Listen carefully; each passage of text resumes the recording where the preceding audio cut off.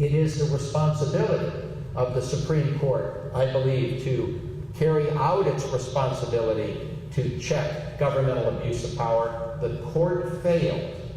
And indeed, what you can conclude from the Japanese internment cases is that here in this nation, we face a systemic failure.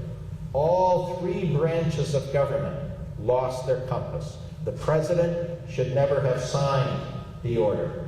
Congress never should have passed the statute to impose criminal penalties for violations of the executive order, and certainly the Supreme Court should not have caved in to these misrepresentations about the alleged threat by Japanese American citizens. So what this tells us is that we should be vigilant in reviewing claims and propositions advanced by governmental officials, including the military. And why does this idea come home to us today? Because we know, and in the wake of the American invasion of Iraq in 2003, that the Bush White House had dissembled, had misled the American people about military intelligence that justified the invasion of Iraq. When President Bush and the Bush administration said to the American people that Saddam Hussein was in league with Al-Qaeda in the invasion of 9/11,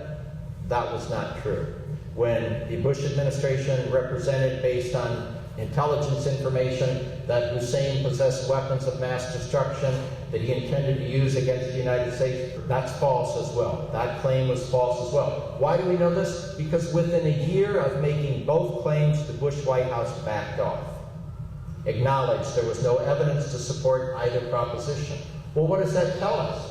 That maybe, just maybe, we went blindly into a war based on false propositions offered to us by the nation's highest-ranking officials.